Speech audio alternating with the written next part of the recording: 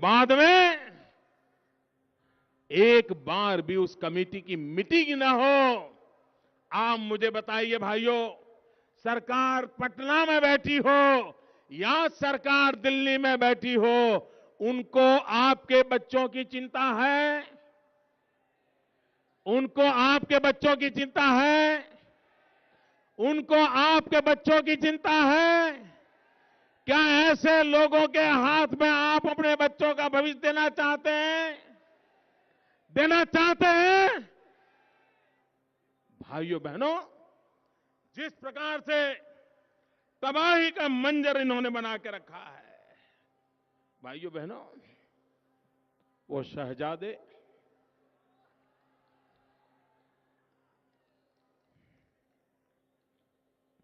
हिंदुस्तान भर में घूम रहे हैं, भाषण कर रहे हैं। आप मुझे बताइए भाइयों, ये दिल्ली की सरकार ने 10 साल का अपना काम का हिसाब देना चाहिए कि नहीं देना चाहिए? जरा बोलो तो। हिसाब देना चाहिए? पाई पाई का हिसाब देना चाहिए? पल पल का हिसाब देना चाहिए? ये दे रहे हैं क्या? दे रहे हैं क्या? ये तो ऐसी बातें कर रहे हैं जैसे मंगल ग्रह पर से आए हैं। ये कांग्रेस के शहजादे पहले घोषित करें कि आप,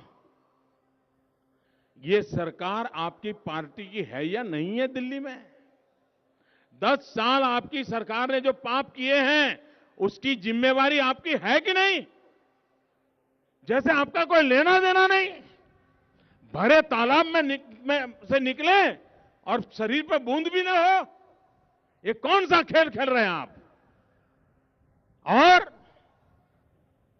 महंगाई का लोग सवाल पूछे, जवाब नहीं दे रहे। भ्रष्टाचार का सवाल पूछे, जवाब नहीं दे रहे। नौजवानों की बेरोजगारी का सवाल पूछे, जवाब नहीं दे रहे। और कहते क्या है? हम आईटी लाए, आईटी, हम कंप्यूटर लाए, हम मोबाइल फोन लाए। भाइयों बहनों, ये मोबाइल फोन लाए, कहते हमने मोबाइल फोन दिया, मोबाइल फोन दिया। मैं जरा पूछता हूं भाई, आपके जेब में दिल्ली की सरकार ने कोई दिया हुआ मोबाइल है क्या? आपकी जेब में कोई दिल्ली वालों ने दिया हुआ मोबाइल फोन है क्या? ये कह रहे हमने दिए। बताइए किसके गले उतरेगा? अच्छा ये मुझे बताओ शहजादे जी, मोबाइल फोन आपने दिए, हिंदुस्तान में मोबाइल फोन चार्ज करने की बिजली है क्या? अरे गांव वालों को, बेचारे को मोबाइल फोन चार्ज कराने के लिए दूसरे गांव जाना पड़ता है। क्या बातें करते हो? वो कहते हैं हिंदुस्तान को 21वीं सदी में आगे बढ़ाने के लिए इंफॉर्मेशन टेक्नोलॉजी लाए, कंप्यूटर लाए, आईटी ले आए। शहजादे जी जवाब दो। मैं आज यहां से आपको पूछना चाहता हूं, आप ये वादा कर रहे हो, मैं स्कूल के बच्चों, उनके प्रति ये लोग कितने उदासीन हैं, भारत की आने वाली कल के प्रति ये कितने उदासीन हैं, इसका आपको उदाहरण देना चाहता हूं। भाइयों बहनों, इतनी बड़ी बातें हो रही हैं। बिहार में जितनी स्कूलें हैं उसमें से 2% स्कूल में भी कंप्यूटर नहीं है। भाइयों बहनों, बिहार में एक विशिष्ट ताकत है। यहां पर तेजस्वी युवकों की कमी नहीं है। आज आप हिंदुस्तान की कोई भी टीवी चैनल उठा लीजिए, हिंदुस्तान की कोई टीवी का रिपोर्टर उठा लीजिए, हिंदुस्तान के टीवी का कोई एंकर उठा लीजिए, 80% होनहार बालक यह बिहार की धरती से है, उस फील्ड फैकल्टी में तेजस्वी है, बुद्धिमान है। आज देश भर में आईएएस देखिए, आईपीएस देखिए, बहुत बड़ी तेजस्वी संख्या मेरे बिहार के नौजवान पूरे देश के शासन को चला रहे हैं।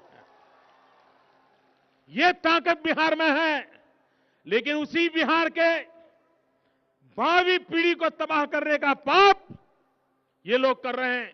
ये नौजवानों ने अपने बलबूते पर गरीब घर में पैदा होकर के रात रात पढ़ाई करके अपनी जिंदगी बनाई है, लेकिन ये सरकार उनको डुबो रही है। मैं इसलिए कह रहा हूं, आज भाइयों बहनों, आने वाला युग टेक्नोलॉजी का युग है, हम इनकार नहीं कर सकते।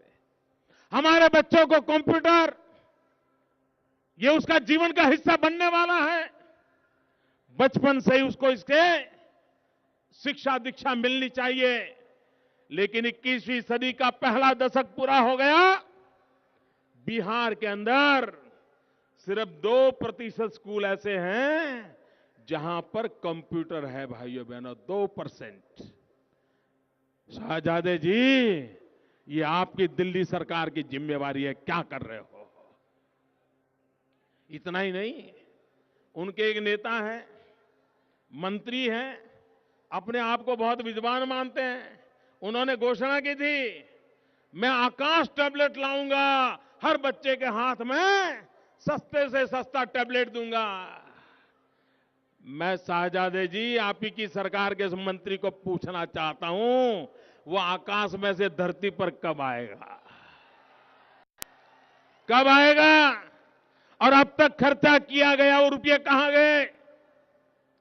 कौन इसके पीछे वो कौन सा हाथ है जो रुपये मार गया है? जरा देश जानना चाहता है।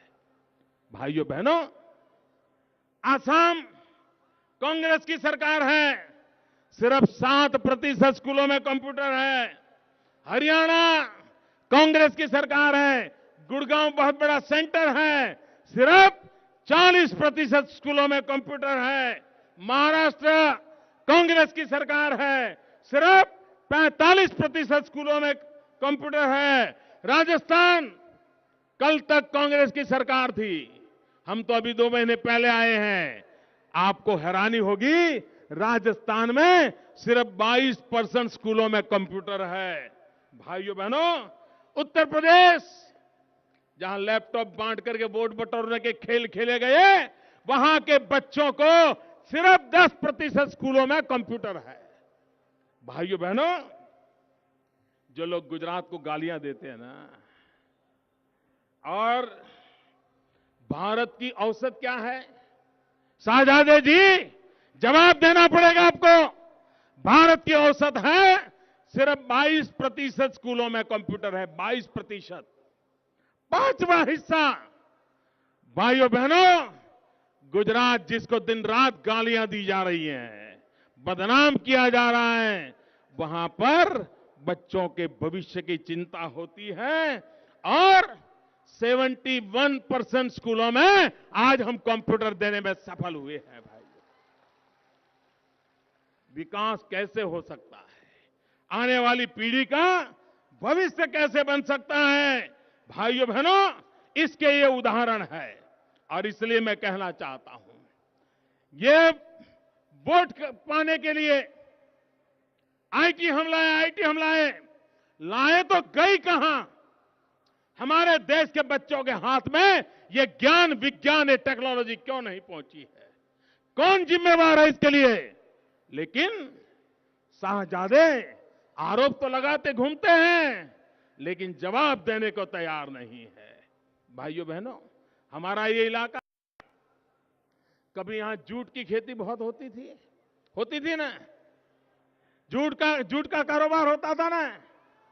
क्या हाल करके रख दिया भाइयों। आज दुर्भाग्य है, बिहार में ऐसे नेताओं ने सरकार को कब्जे किया हुआ है, ऐसे नेताओं जेल में जाना पड़ा है। उन्होंने बिहार में जूट को तो बर्बाद कर दिया, लेकिन जूट की खेती में माहिर हो गए भाइयों। ये जूट की खेती में माहिर हो गए और पूरे बिहार के किसानों को बर्बाद करके रखा हुआ है। भाइयों बहनों,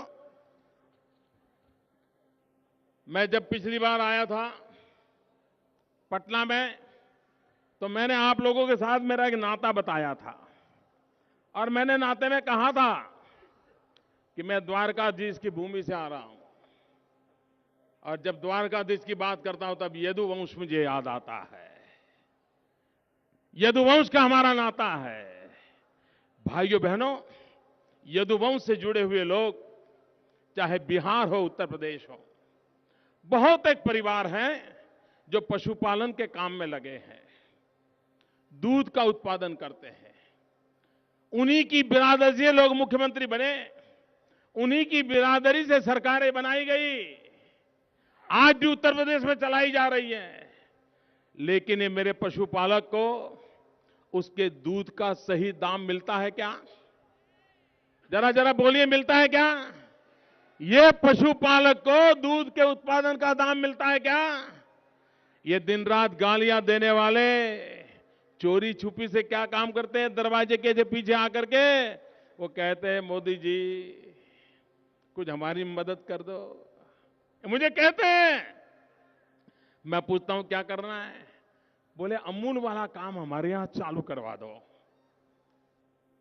मैंने कहा मैं तैयार हूं। भाइयों बहनों, उत्तर प्रदेश में दूध का दाम एक साल पहले 18 रुपये से ज्यादा नहीं मिलता था कि पशुपालक को। जब से हमने वहां अमूल के द्वारा दूध कलेक्ट करने का काम शुरू किया, जिस जिस इलाके में हम पहुंचे हैं, उसी पशुपालक को हमारे पहुंचते ही अगले दिन अगर 18 रुपये में दूध मिलता था, देना पड़ता था, दूसरे दिन 35-40 रुपये में हमने दूध लेना चालू कर दिया। मेरा यादव जो ये पशुपालन के व्यवसाय में है, मुझे बताइए उसका भला हुआ कि नहीं हुआ? जरा बताइए, भला हुआ कि नहीं हुआ? ये काम इन्होंने सरकारें बनाई तब भी करने को नहीं सूझा, तब भी उनको करने का नहीं सूझा। भाइयों, ये हम कर सकते हैं। भाइयों बहनों, बिहार का भी मेरा जो पशुपालक है, उसका भी अगर भाग्य बदलना है तो ये पुरानी नेतागिरी को छोड़ो। इन्होंने आपको बर्बाद किया है, आपको कुछ भी नहीं दिया है। भाइयों बहनों, हमारे एक विधायक हैं यहां, सबा जफर, वो मुझे बड़े प्यार से मिले और सबा मुझे कह रहे थे, बोले मोदी जी मेरा तो आपका बहुत पुराना रिश्ता है। मैंने कहा कैसे रिश्ता है भाई? सबा जफर का मोदी जी से कैसा रिश्ता है?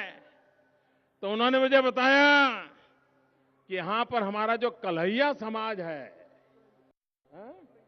कन्हैया, यहां हमारा जो कन्हैया समाज है वो बहुत बड़ी तादाद में है, लेकिन हम सब लोग मूल गुजरात से हैं और यहां आकर के बसे हैं।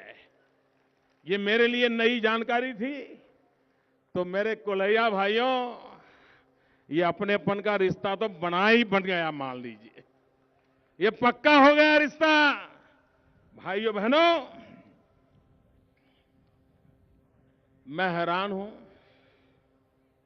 इतना पानी है यहां, इतना पानी होने के बाद भी, इतनी बड़ी मछुआरा समाज होने के बावजूद भी, मछली के काम में गरीब से गरीब आदमी रोजी रोटी कमा सकता है। लेकिन यहां सरकारों का रवैया देखिए, मछुआरों की उपेक्षा देखिए, मत्स्य पालन उद्योग के प्रति उदासीनता देखिए। मैं ये सुनकर के हैरान हो गया कि बिहार में जहां मबलख पानी है, लेकिन मछली 400 करोड़ रुपए की मछली आंध्र प्रदेश से लाकर के खानी पड़ती है। भाइयों बहनों, ये ऐसी कैसी सरकार है? आंध्र प्रदेश से 400 करोड़ की मछली लानी पड़े और आपका यहां मत्स्य पालक, मछुआरा, उसके बच्चे बेरोजगार रहे। भाइयों बहनों, समाज के सब तबके को विकास का लाभ कैसे मिले, ये चिंता करने की आवश्यकता है और ये चिंता नहीं करते। भाइयों बहनों, मैंने दिल्ली में भारतीय जनता पार्टी की राष्ट्रीय परिषद में एक बात कही थी। मैंने कहा था जब हम भारत मां का चित्र देखते हैं तो भारत मां का जो पश्चिमी छोर है वहां तो कुछ आर्थिक गतिविधि दिखती है, लेकिन भारत मां का जो हमारा पूर्वी इलाका है वो आर्थिक रूप से दिनों दिन तबाह होता चला गया है।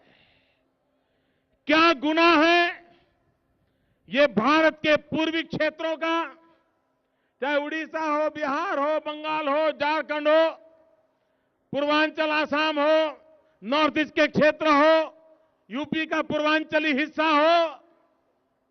भाइयों बहनों, भारत मां की एक भुजा तो मजबूत हो, लेकिन दूसरी भुजा अगर दुर्बल हो तो मेरी भारत माता कभी मजबूत नहीं हो सकती है। और इसलिए भाइयों बहनों, विकास की पहली शर्त है विकास संतुलित होना चाहिए, विकास सर्वदूर होना चाहिए, विकास सर्व समावेशक होना चाहिए, विकास सर्वपोषक होना चाहिए। और इसलिए भाइयों बहनों, हमारी सरकार की सोच रहेगी कि हमारे देश का जो पूर्वी इलाका है, चाहे उसमें बिहार हो, बंगाल हो, असम हो, उड़ीसा हो, इन राज्यों को विशेष ध्यान देकर के पश्चिम में जो विकास हुआ है पहले तत्काल उनको बराबर में लाना ये दिल्ली सरकार की जिम्मेवारी होनी चाहिए। भाइयों बहनों,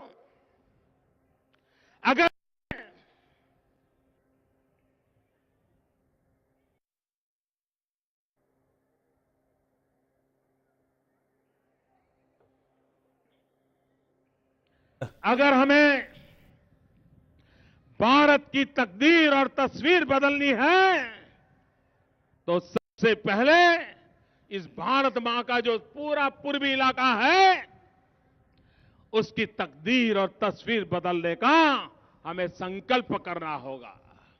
और उसमें भी बिहार बदलेगा तभी तो देश भर में विकास की बहार आएगी। बिहार में वो ताकत है, बिहार को उठने का अवसर मिले, बिहार को आगे बढ़ने का अवसर मिले, उसमें उनको पूरी मदद मिले, तभी बिहार नई ऊंचाइयों को पार कर देगा। देश को बदलने में बिहार बहुत बड़ी भूमिका अदा करेगा। और इसलिए भाइयों बहनों, स्पेशल पैकेज की बात हो, स्पेशल स्टेटस की बात हो, स्पेशल अटेंशन की बात हो, बिहार की भलाई के लिए जो भी करने की आवश्यकता होगी, दिल्ली में आने वाली नई सरकार उसकी वो प्राथमिकता होगी। जो भी जरूरत होगी वो करने की प्राथमिकता होगी। क्यों? क्योंकि भारतीय जनता पार्टी का इरादा है भारत का विकास। लेकिन भाइयों बहनों, मैं नहीं जानता हूं कुछ नेताओं का अहंकार जो जनता जनार्दन से भी सातवें आसमान पर उड़ता है, जिनको जनता जनार्दन के सुख दुख की चिंता नहीं है। कहीं दिल्ली की सरकार कुछ देने की घोषणा करे तो उनका अहंकार तो बीच में नहीं आ जाएगा। क्योंकि जब पूर्णिया में आफत में था, जब कोसी में बाढ़ आई थी, गुजरात के जनता ने बहुत दिल से, प्यार से, संवेदना के साथ आपकी मदद करने के लिए राशि भेजी थी, मदद भेजी थी, धन भेजा था। लेकिन एक राजनेता का अहंकार इतना आसमान पर था, उन्होंने गुजरात के लोगों के मुंह पर थूकने का प्रयास किया था। उस नेता के अहंकार ने इस दर्द के दिनों में, वेदना के समय, जब यहां के लोग पीड़ित थे, हर प्रकार की मदद की जरूरत होती है, ऐसे समय गुजरात के नागरिकों ने भेजी हुई मदद को ठुकरा दिया था। लोकतंत्र में इतना अहंकार कभी जनता माफ नहीं करती है। और इसलिए भाइयों बहनों, ऐसे अहंकारी नेताओं को घोषणा करनी होगी, सार्वजनिक रूप से घोषणा करनी होगी। जब दिल्ली में भारतीय जनता पार्टी एनडीए की सरकार बनेगी और वो सरकार बिहार की भलाई के लिए अगर कोई योजना बना करके आती है, बिहार के विकास के लिए कुछ लेकर के आती है, तो ये अहंकारी नेता ये तो नहीं कहेंगे ना, ये तो मोदी की सरकार है, मैं नहीं लूंगा, बिहार हाथ नहीं लगाएगा, हम लात मार के वापस भेज देंगे। मैं उनसे आग्रह करता हूं, ऐसे सभी अहंकारी नेताओं को, जितने ऐसे अहंकारी नेता हैं, उनको मैं सार्वजनिक रूप से कहता हूं कि वो घोषणा करें, गुजरात के पैसे जैसे ठुकरा दिए थे, वैसे बिहार के नागरिकों के हक को अपने अहंकार के कारण ठुकराएंगे नहीं, इस प्रकार की घोषणा करे, ये जिम्मेवारी ले और जो पाप किया था उसकी माफी मांगे। समय की मांग है। भाइयों बहनों, कुछ लोग आए दिन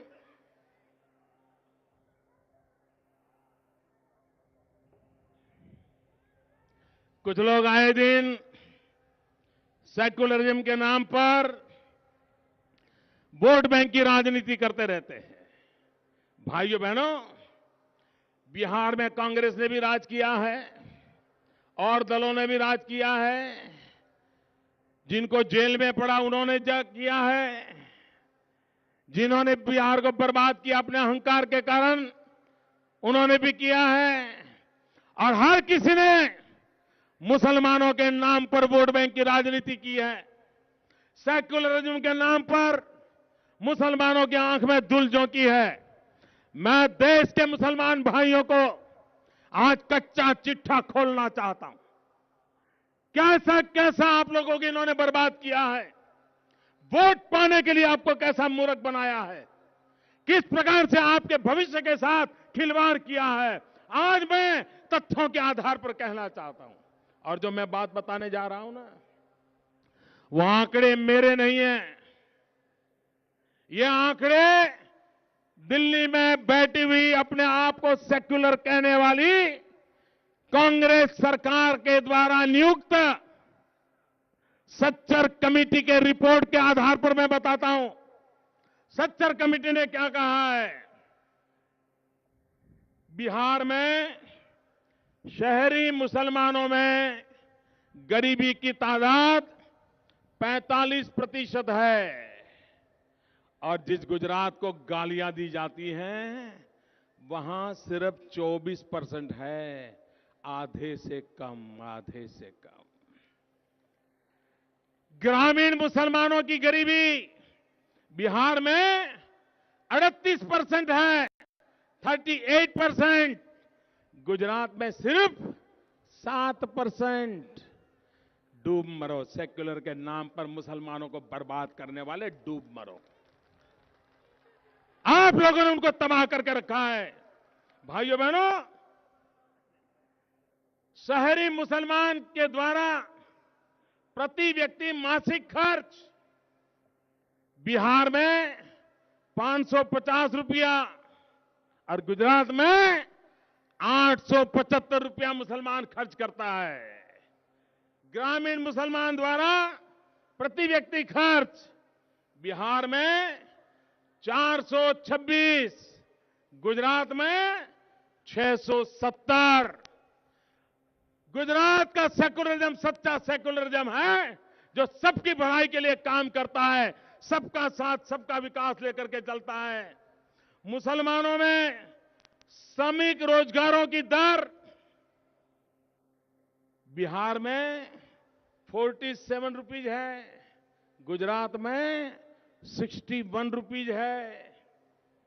मुसलमानों में साक्षरता बिहार में 42% है सिर्फ, गुजरात में 70% है भाइयों, 74%। मुसलमानों के नवजात बच्चों की मृत्यु 1000 में 71 होती है, जबकि गुजरात में मुसलमानों में 1000 बच्चों में, 1000 बालकों में सिर्फ 34 बच्चों की मृत्यु होती है। 5 वर्ष की आयु के बच्चे बिहार में 1000 में 100 मर जाते हैं, गुजरात में सिर्फ 50 मरते हैं। भाइयों बहनों, इंटीग्रेटेड चाइल्ड डेवलपमेंट स्कीम, इसके तहत मुसलमान बच्चों को लाभ मिलता है। बिहार में सिर्फ 2%। लिख के रखिए, यहां के बच्चों के भविष्य के साथ कैसा खिलवाड़ होता है। आईसीडीएस के अंतर्गत बिहार के मुसलमान बच्चों को कवरेज मिलता है सिर्फ 2% और गुजरात में मिलता है 32%। मेरे भाइयों बहनों, 32%। भाइयों बहनों, मैं ये बातें इसलिए बताता हूं, इस समाज में भेदभाव करके, वोट बैंक की राजनीति करके समाज को तोड़ना, बांटना, सिर्फ अपनी वोट बैंक की भर्ती करते रहना, मैं बिहार के लोगों से अनुरोध करने आया हूं। इस कुचक्र से बाहर निकलिए मेरे भाइयों बहनों। आइए, विकास का मंत्र लेकर के हम आगे चलना चाहते हैं। और हमारा तो मंत्र है विविधता में एकता। यही भारत की विशेषता है। हम विविधता का सम्मान करने वाले लोग हैं। हम विविधता का गौरव करने वाले लोग हैं। और इसीलिए तो हम सालों से हम एक ही मंत्र बोलते रहे हैं, विविधता में एकता, भारत की विशेषता। भाइयों बहनों, भाषा अनेक, भाव एक, राज्य अनेक, राष्ट्र एक, पंथ अनेक, लक्ष्य एक, बोली अनेक, स्वर एक, रंग अनेक, तिरंगा एक, समाज अनेक, देश एक, रिवाज अनेक, संस्कार एक, कार्य अनेक, संकल्प एक, राह अनेक, मंजिल एक, चेहरे अनेक, मुस्कान एक। आइए भाइयों बहनों, होली के पावन पर्व पर आप सबको शुभकामनाएं देता हूं और नई मुस्कान के साथ देश को विकास की नई ऊंचाइयों पर ले जाने में आप सबका सहयोग देने के लिए निमंत्रण देता हूं। मेरे साथ बोलिए, भारत माता की, भारत माता की, वंदे वंदे। पूरी ताकत से दोनों हाथ ऊपर करके वंदे वंदे वंदे वंदे वंदे वंदे। अब मैं डॉक्टर दिलीप जायसवाल जी से निवेदन करूंगा, अपने माननीय